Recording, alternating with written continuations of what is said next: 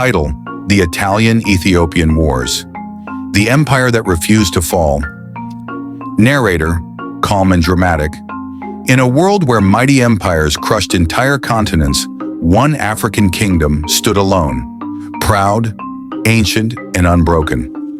This is the untold story of Ethiopia's battle against Italy's colonial dreams, a story of betrayal, blood, and ultimate defiance. Chapter 1. A New Empire, a New Target, 030 to 130. Narrator: it was the late 1800s. Europe was in a frenzy, scrambling to divide Africa among themselves. France, Britain, Belgium, they all had colonies. Italy, new and eager, wanted one too. Their eyes turned to the Horn of Africa. But one nation stood in the way: Ethiopia, one of the few African kingdoms to remain independent. A land of kings, warriors, and ancient Christian traditions, led by Emperor Menelik II. Italy signed a treaty with Menelik in 1889, the Treaty of Wuchale. But they played a dangerous game. The Italian version claimed Ethiopia as a protectorate. The Ethiopian version? It didn't. When Menelik realized the trickery, he tore up the treaty. Italy responded with war. Chapter 2. The First Italo-Ethiopian War, 1895 to 1896, 130 to 3. Narrator: Italy invaded from its colony in Eritrea, thinking victory would be swift. They were wrong. Emperor Menelik II united his people, Amhara, Oromo, Tigray, and others, to fight for their land. Over 100,000 Ethiopian troops marched to meet the invaders. The final clash came at the Battle of Adwa in March 1896. Italy's army, outnumbered and outmaneuvered, was decimated. It was a stunning African victory. For the first time in modern history, a European colonial power had been defeated by an African army. Ethiopia's independence was confirmed. Menelik became a symbol of resistance across the continent. Italy, humiliated and hungry for revenge. Chapter 3. A Dictator's Dream, 3 to 4.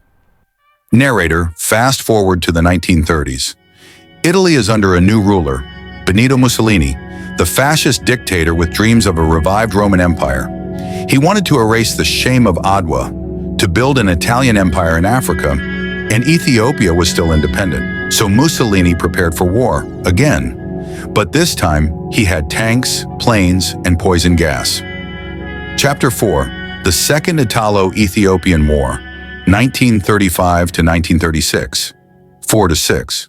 Narrator: on October 3, 1935, Italy launched a full-scale invasion from Eritrea and Italian Somaliland. Ethiopia, now under Emperor Haile Selassie, fought back with everything it had. But the odds were stacked. Ethiopian troops fought bravely, some with rifles, others with spears. But Italy brought modern warfare and chemical weapons. Villages were bombed, civilians were gassed. The world watched and did nothing. The League of Nations condemned the invasion but failed to act. Sanctions were weak. Mussolini ignored them. By May 1936, Italian forces had captured Addis Ababa, the capital. Mussolini declared Ethiopia part of Italian East Africa. But the war wasn't over. Chapter 5. The Emperor's Cry for Help, 6 to 7. Narrator: Haile Selassie fled into exile and spoke before the League of Nations in Geneva. It is us today, it will be you tomorrow. His words were a warning about fascist aggression, a prophecy of World War II. But the world turned away. Still, inside Ethiopia, the fire of resistance kept burning. Chapter 6. Resistance and Repression, 1936 to 1941, 7 to 830. Narrator: though Mussolini claimed victory, he never fully controlled Ethiopia. Thousands of Ethiopian patriots, known as the Arbanyak, or freedom fighters, rose up across the highlands. They waged a brutal guerrilla war against Italian troops. Roads were sabotaged, outposts ambushed, supply lines cut. The Italians responded with massacres. In 1937, after an attempted assassination on the Italian viceroy, thousands of Ethiopians were murdered in Addis Ababa. But the resistance never stopped. Chapter 7. World War II and the Liberation of Ethiopia, 1941, 830 to 10. Narrator. In 1940, Italy joined Nazi Germany in World War II. Britain, now fighting Mussolini, launched a counter-offensive in East Africa. With British support and his own Patriot Army, Haile Selassie returned to Ethiopia.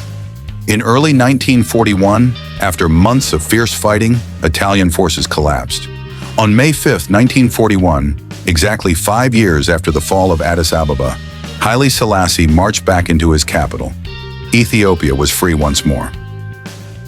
Chapter 8, The Legacy, 10-11. Narrator. Ethiopia's resistance to colonization became a beacon of hope for the rest of Africa. It was one of only 2 African countries to escape European domination, alongside Liberia. Haile Selassie would later help found the Organization of African Unity, shaping the continent's future. Italy's defeat, meanwhile, marked the collapse of its imperial dream. The fascist empire faded into history, leaving behind a legacy of war crimes and failure. Today, Ethiopia's victories, especially at Adwa, are still celebrated. They remind the world that no empire is too strong and no people too small to fight for their freedom.